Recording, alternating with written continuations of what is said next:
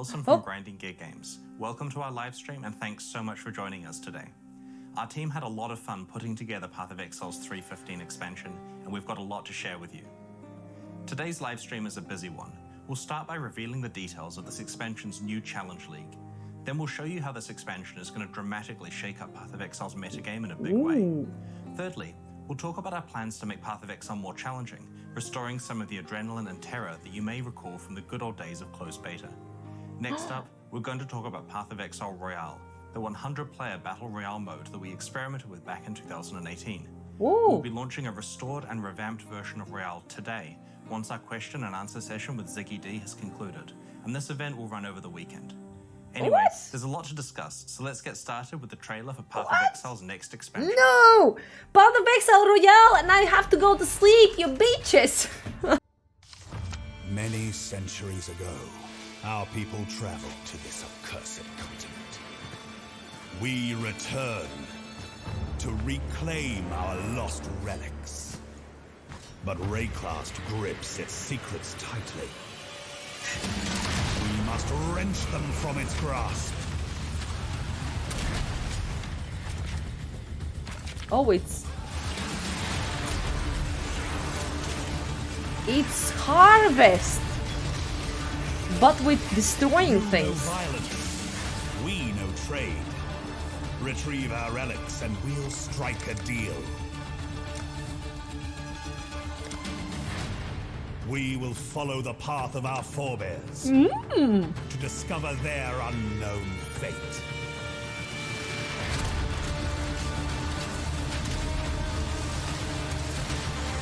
Ooh. Ooh.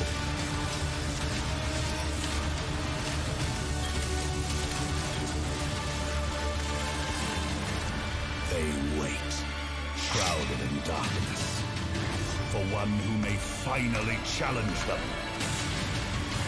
Wealth and power will be yours, should you survive our expedition. Expedition! Ugh! Expedition! Fuck, my game was... my thing was mercenary. Alright, I've got a lot to tell you about. Let's start with the Expedition League itself. Nice. Long ago, Kalguran explorers came to Rayclast in the hope of colonizing it. Rayclast did what it does best, and they never returned. In the Expedition League, you will meet a group of Kalgurans who have set out on an expedition to investigate the fate of their ancestors and recover special ruined artifacts they left behind. The ancient Kalgurans underestimated the dangers of Rayclast, and this new expedition is no exception. They need your help to protect them from the undead that rise at their expedition sites. As you travel through Rayclast, you'll encounter the Kalgurans at sites they believe their ancestors attempted to settle in the past. By the time you get there, they will have marked the site with signs indicating where chests are buried, holes indicating where their ancestors lie, and will have possibly unearthed some remnants of past Kalguran settlement. Due to the unique nature of Rayclast, the Kalgurans have found that the most effective way to excavate these sites is with explosives. And that's where you come in. You'll place a chain of explosives across the expedition site, carefully planning what each blast is going to unearth. So cool! Once you push the plunger, any undead freed by the explosions rise from the ground and the slaughter begins. I like it. I already like the idea of this. Some of these fallen Kalgur are more difficult and rewarding than others, and have been indicated with special markers. Oh dang. Look at them go. Look at them. Big skull boys. Once you have defeated the army of undead, you're free to open all of the chests you unearthed and claim your rewards. It's up to you to decide where to place the chain of explosives to maximize your gains. Do you unearth a lot of monsters? Do you unearth more special monsters? Or do you go for the chests and try to avoid combat? Chests! The ancient Kalguran explorers built structures on Rayclast, and you may encounter remnants of these at excavation sites. These remnants have various modifiers on them that, when destroyed, apply to monsters and chests unearthed from that explosion onwards. Remnants greatly increase drops, but have some very difficult modifiers like immune to physical damage. You'll need to be very careful with your decision of which Immune remnants to to chain your physical explosives damage. through, as they substantially ramp up the difficulty and rewards of the encounters. Oof. That's rough. Speaking of rewards, there's a lot of cool stuff to find. Alongside valuable equipment and currency items are Kalguran artifacts. Is the same and as Ultimate, logbooks, just which not we'll in a talk about circle?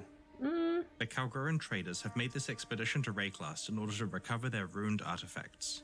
There are many different types of artifacts, and each of the Kalgurans is interested in a different set of them, with a unique way they want to trade them from you. For this expansion, we really wanted to play with the idea of having NPCs that want to trade with you in different ways.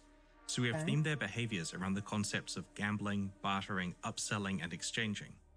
Let's meet the Kalgurans. Tuyen is a mercurial trader who maintains a positive outlook as long as he can, but if you cross a line, his temper changes quickly. Aww. Tuyen offers you items with unreasonably high prices, but he's happy to haggle. You can always buy the item at the price he's offering, but if you offer a lower price, he might accept it, counteroffer, or withdraw the item entirely if he is offended by your lowball. He also occasionally sells currency items, so it's worthwhile keeping some of the artifacts he's looking for on hand just in case you see an opportunity. Grog is an average man pushed into Rayclast's dangers. He's helpful, concerned, and a bit fearful. He is very happy for you to do the fighting so that he can stay safe on the sidelines. He loves making Have a deals circle, and trying rectangle, to upsell square, you. bombs. If you buy one of the items that Grog offers, he'll try to offer you a more complex deal where he improves the item via crafting. If you accept this deal, he'll try to upsell you again and again until you eventually walk away with your purchase. If you can't afford one of these incremental upgrades, you can leave and come back later with enough ruined artifacts to cover the cost. Because you don't get to supply your own starter item for this process, and have to select an item with promise from the range that he offers, his incremental crafting upgrades are priced rather cheaply. Okay. Gwenin is a cynical gambler who claims that luck depends on how hard you believe. So you really need to convince I'm paying yourself attention. that you're going to get that headhunter. If you don't, it's your fault. Gwenin shows you a set of base types with unknown properties. When you gamble by buying one, you'll receive a random item of that base type back. It could easily be a random magic item that you have Gambling no use for, from but can last sometimes epoch. be a valuable, rare, or unique item. It's probably best to prioritize gambling on base types that are most relevant to your character. Once you have exhausted all the items that interest you, it's possible to use a specific new currency item to reroll the Last gamble window and epoch! set They of new stole items it to your from current last level. epoch. Sometimes a base type shows up that is a lot more expensive than it would otherwise be, and gambling on this item has a higher expected value than normal. You're taking the risk, though, that it could still be junk. Danig, Warrior Skald, is the heart of the expedition, its brave leader and lawmaster. Danig is interested in specific types of ruined He's artifacts the and wants to trade these from Thorin you for a variety of Oakenshield. options, such as currency that lets you reroll vendor inventories, logbooks, or artifacts that other Kalguran traders are looking for. You can talk to the traders in the wild, in town, or in your hideout.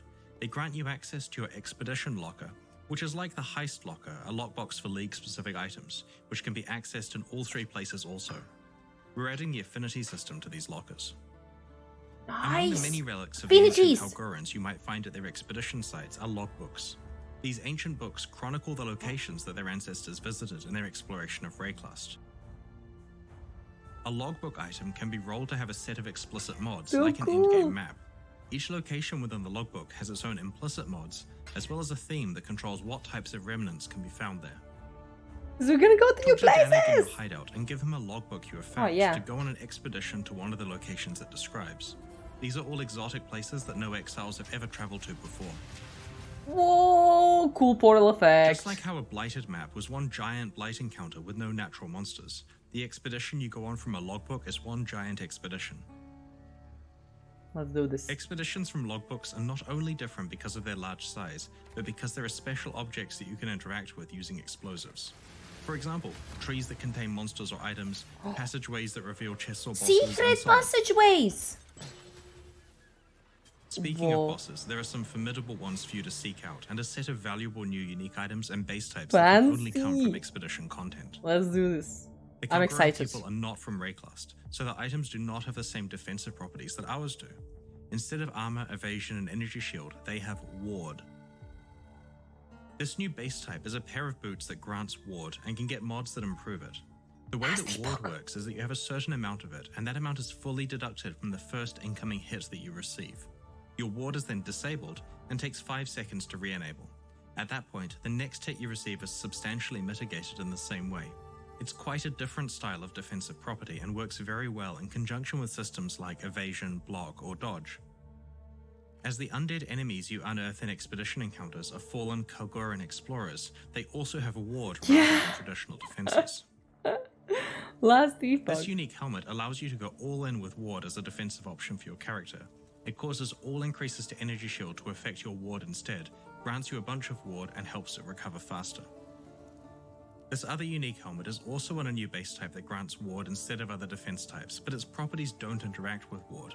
Instead, it prevents you from dealing critical strikes and grants you Battle Mage, which adds spell damage equal to the damage of your main hand weapon. The new base types and uniques I showed you here are just some of the ones you'll be able to discover when you play next week. So that's the except it's nothing like ward. Each of the developers I've Just spoken the to name. has liked a different aspect of it, but I have really personally been enjoying the different trade mechanics offered by the Kalgoran NPCs. The gamble window takes me back 20 years on a nostalgic trip, and Tuyin's haggling manages to capture the intense feeling I get when negotiating. And anyone who really knows me knows how much I love negotiating. This expansion also promises to massively shake up the Path of Exile metagame. And we're doing that by introducing new gems. Lots and lots of new gems. For quite a while now, the way we have approached new skills in Path of Exile expansions is to make a bunch of gems themed around an entirely new build or dramatically augmenting a few existing builds. The blood skills in the Ultimatum expansion are a good example of this. While this approach is great in terms of creating interesting new builds, it doesn't always affect every character game-wide. In order to achieve this big metagame shakeup, we've come up with a crazy idea for the Expedition expansion, adding a gigantic pile of new gems at once, spread among as many different playstyles as possible. Each of these gems can of course be used by many different classes, but we use the list of 19 Ascendancy classes for inspiration when planning these gems. Our goal here is that regardless of which build you're playing, there will be new gems that you can add to your character. Let's go through the 19 new skill and support gems. The Earthbreaker support gem can be linked to any slam skill. Upon use, it summons an ancestor totem that uses that slam on your behalf. In this example, we've created a build that summons multiple ancestor totems that each wield tectonic slam. As you can see, this build covers a large area in fiery death while you get to stay out of harm's way. This is a powerful option for chieftains in particular due to the various totem bonuses available on their Ascendancy passive tree. Adept players will also be wondering if the Earthbreaker support allows you to create leap slamming totems, and the answer is absolutely. As with other ancestor totems, the Earthbreaker support also provides a buff to you, granting some increased area of effect with melee skills. Rage Vortex provides a new way to consume your rage, unleashing a whirling vortex that rapidly hits enemies within its range. It gains damage and area of effect based on how much rage was sacrificed. The vortex slows down when enemies survive being hit by it, causing it to deal intense damage to tough targets.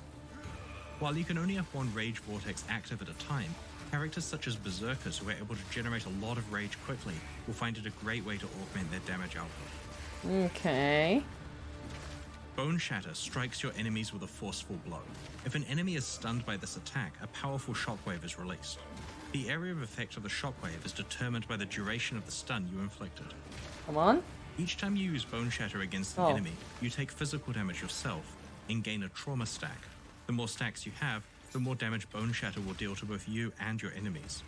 This self-damage mechanic makes the Juggernaut the ideal class for the skill, because they have easy access to lots of armor to mitigate the downside. Also, the Juggernaut has Ascendancy passives that grant increased stun duration, which help make sure the shockwave is as large as possible. Defiance Banner is a new purely defensive banner skill. Flask usage? While you carry the Defiance Banner, it increases the armor and evasion of nearby allies while reducing the critical strike chance of nearby enemies. It also gains stages they don't when use carried Flask near for this enemies and showcase. can be placed on the ground to enhance its effects. When the Defiance Banner is placed, it inflicts a taunt on enemies for a duration based on the number of stages the banner had accumulated while it was carried. Enemies affected by this taunt also deal less damage to all targets. The next new skill is Shield Crush, which swipes your shield towards enemies and sends out forceful waves of damage based on the stats of your shield. These waves can shotgun enemies with up to 2 hits at once, so while Shield Crush is great against groups, it's also effective against single targets and can be used alongside Shield Charge. We've improved both of these skills so that the overall aggressive shield build is more powerful. Whoa, that looks so cool! Shield The boy! new Behead support gem can only support strike skills and is basically like a mini headhunter. When a supported strike kills a rare enemy, you'll steal one of its modifiers.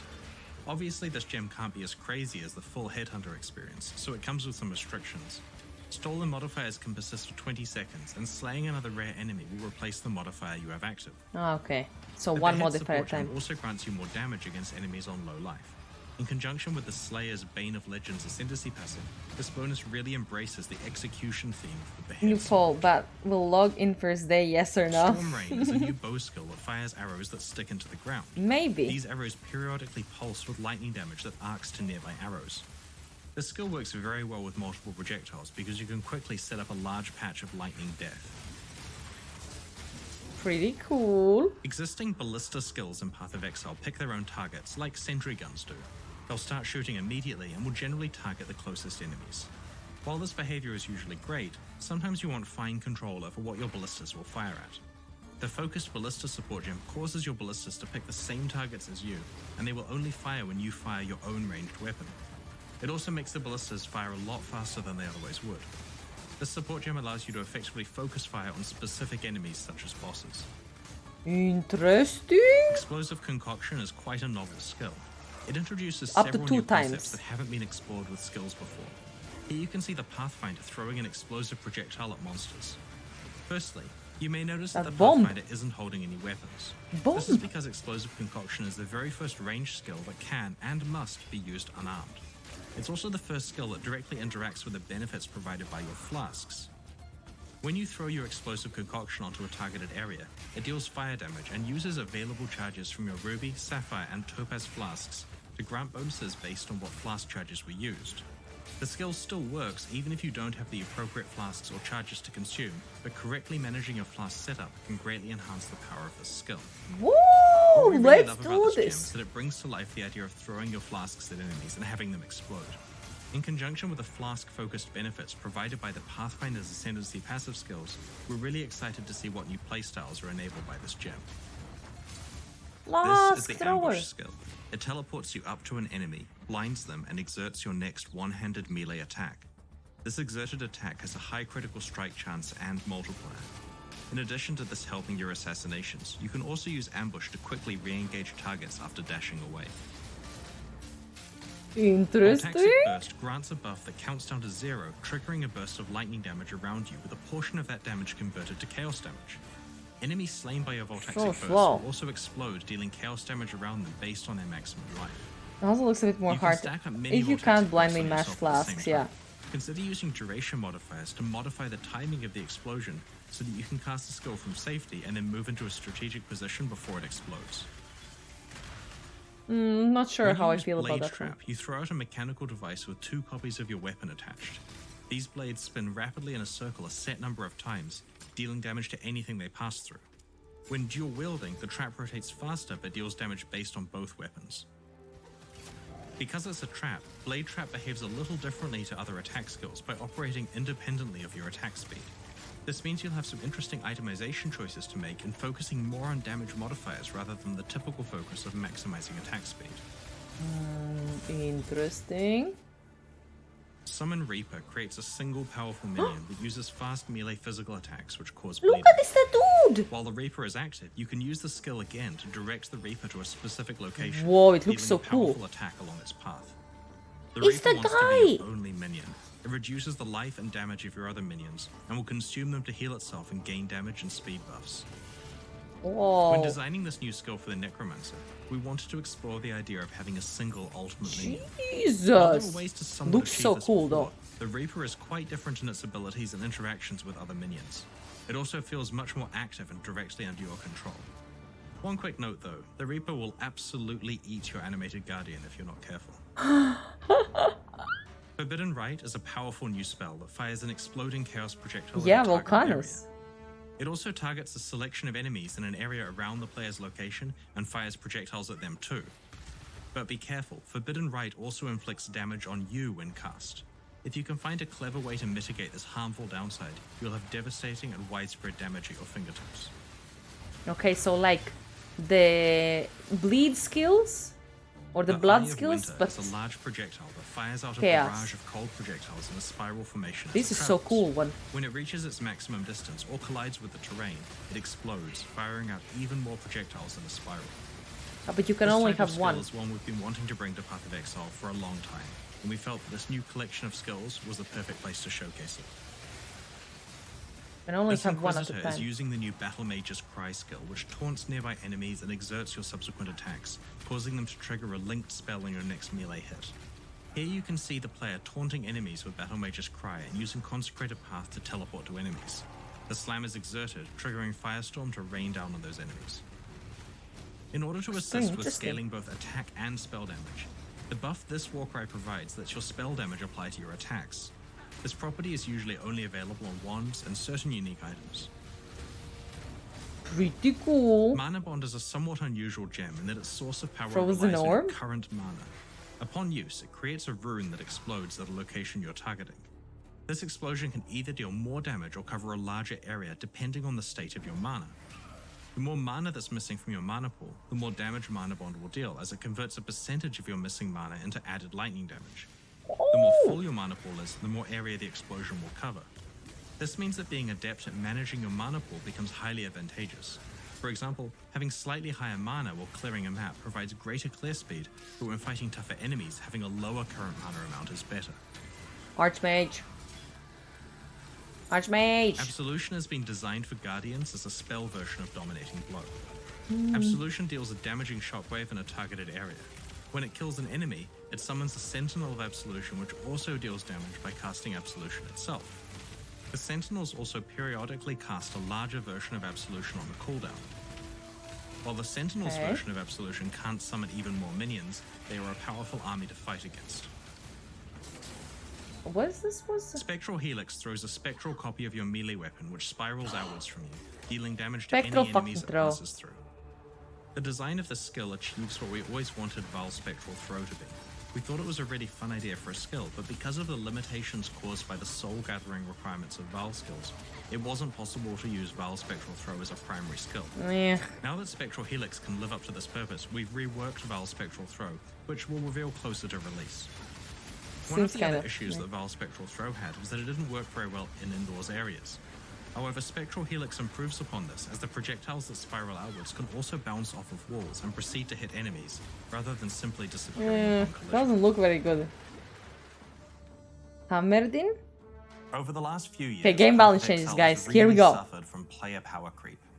As a consequence of trying to make compelling content, each expansion we release either gives players more axes on which to improve their character, more effective skills to use, or ways to craft better and more powerful items. Okay, yeah.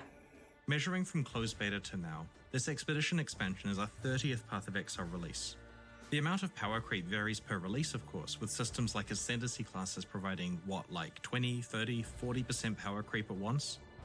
Like with Compound Interest, it would only take 8% more player power per expansion from new items, crafting, character systems, item acquisition opportunities, and new skills for player power to grow tenfold since the game has been out. And tenfold is roughly what we measure the increase in player power to be. Ooh.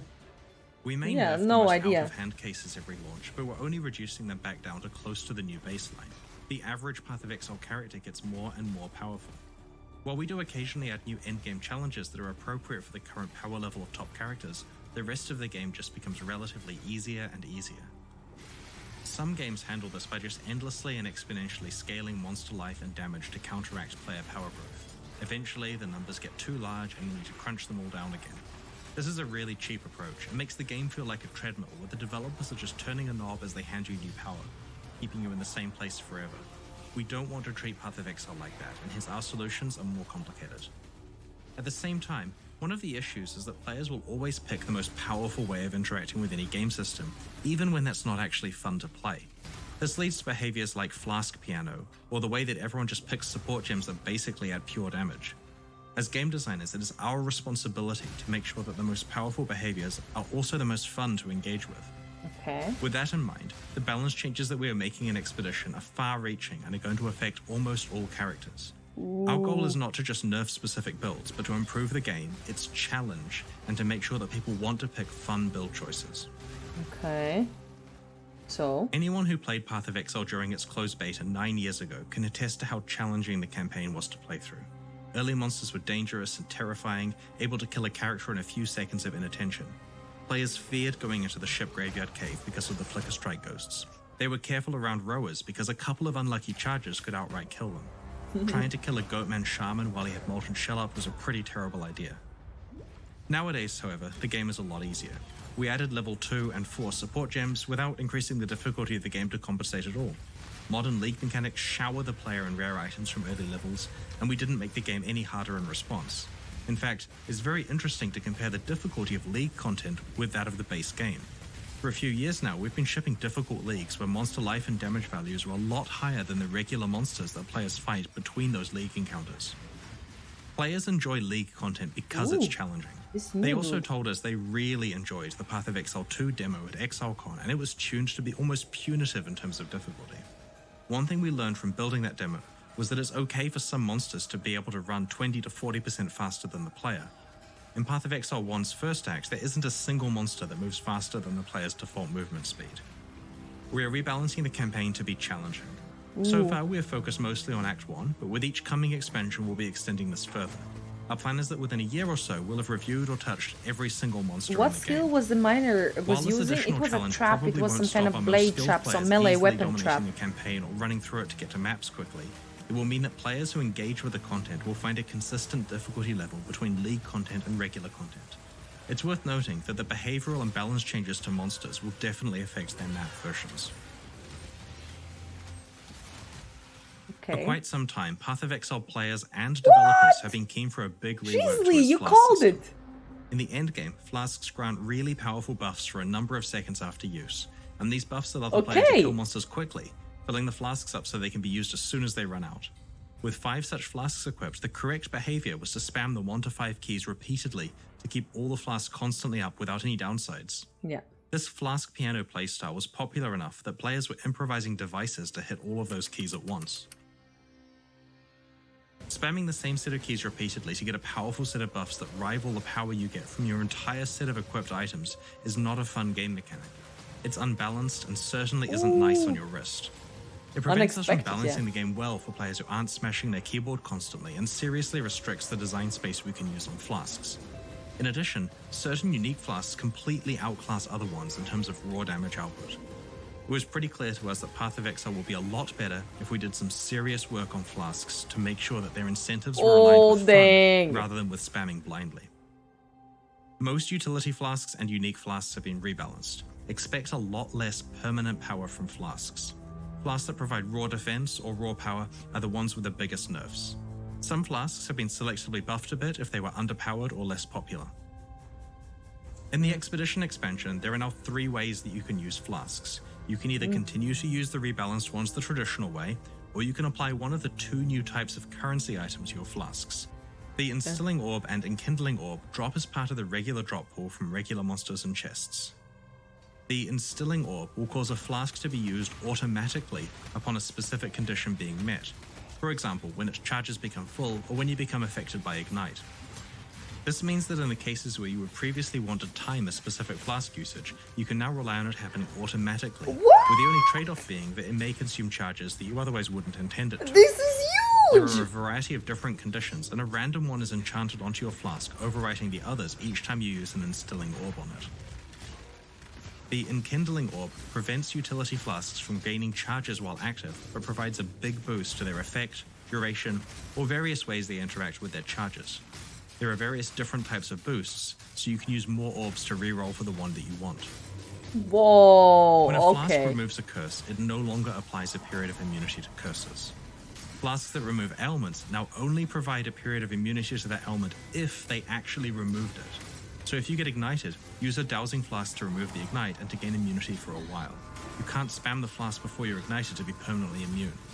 If you want permanent mitigation of ailments, there are other options for your build.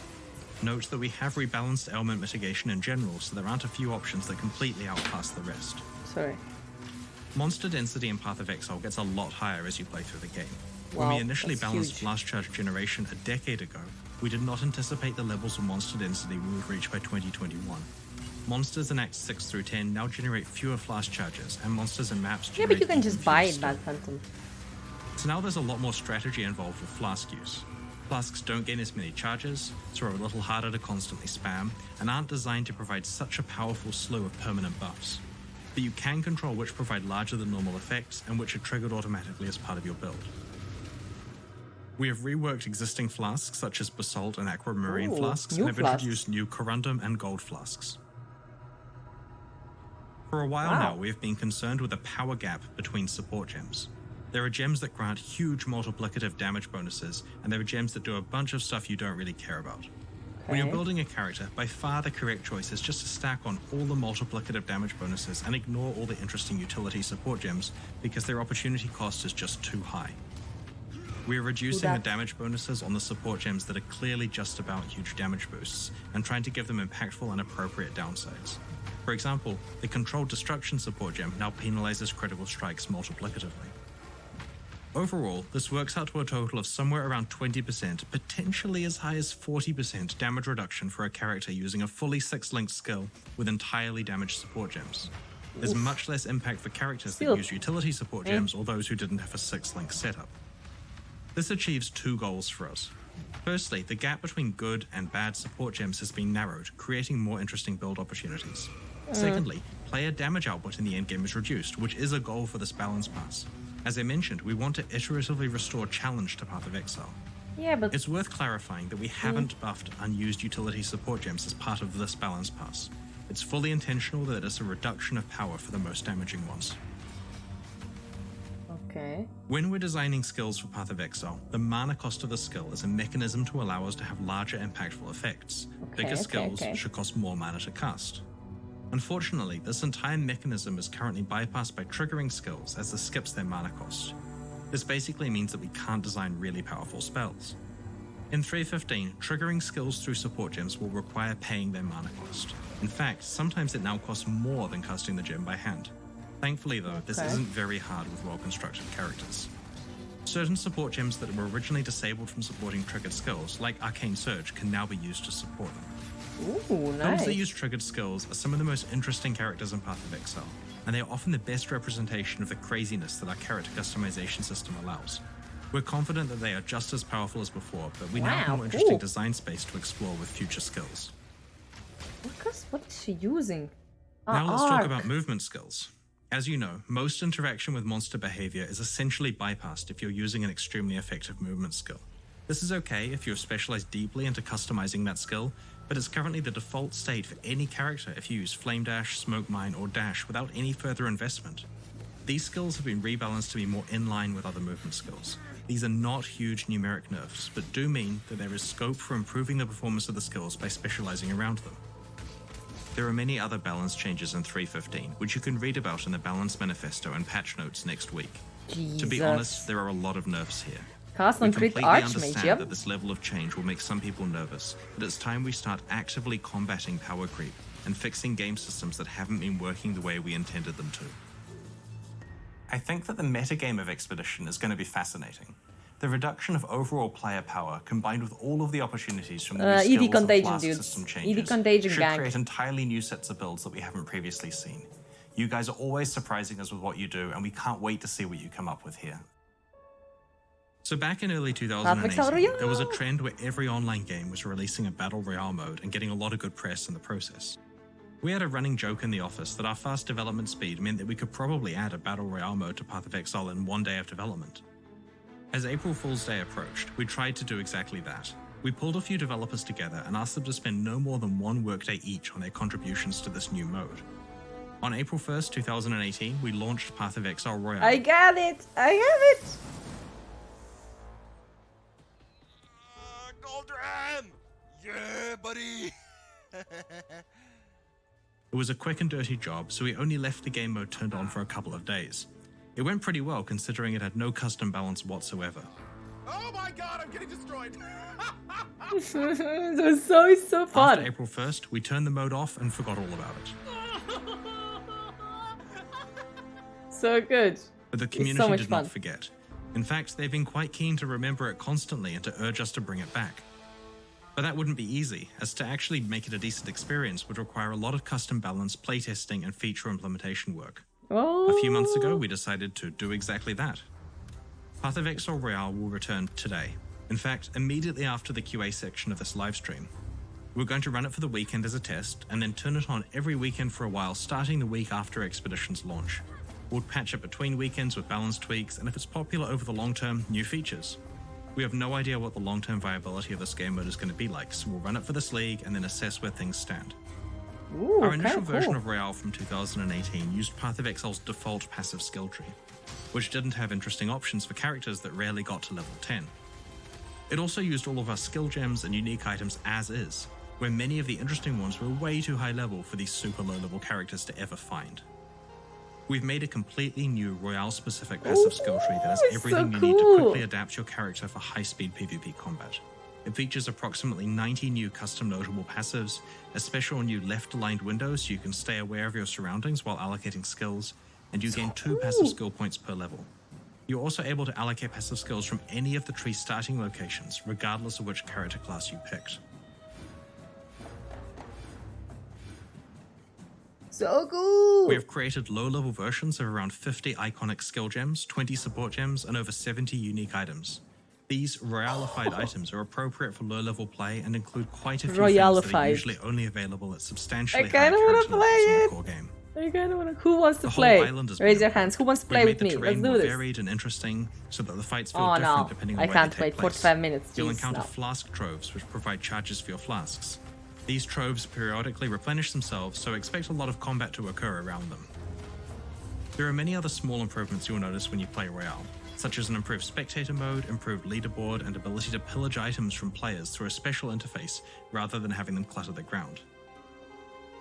GG. You don't need to delete and remake your character for each game, as you could just reuse your old one, which is automatically reset to level 1. Whoa, Your prize for coming nice. first on a Royale event is this new Roa Dinner hideout decoration. It's a bit like a Challenge League totem as it grows more impressive as you win more events. Whoa, that Royale is is so available to awesome. play today, as soon as our Q&A session concludes in about 45 minutes. So patch your Path of Exile client, and when we're done with the Q&A, log Hey, in Lito. and click to join the Royale event on the bottom right of the screen. For Fuck, more detailed tomorrow we're playing information on Royale, how the mode guys. works, check out the news post Fuck we just it. made on pathofexile.com. We're playing We'll be running the Royale event from tomorrow. today over the weekend. If you don't get a chance to play Royale over the next few days, we'll run it again every weekend other than Expedition's launch weekend for the next few months. Please check it out and let us know your feedback. We're playing it after work. Keep an eye on our news over the next week as we reveal the finer details of what's coming in Expedition, including So the full cool. patch notes on Tuesday, US time.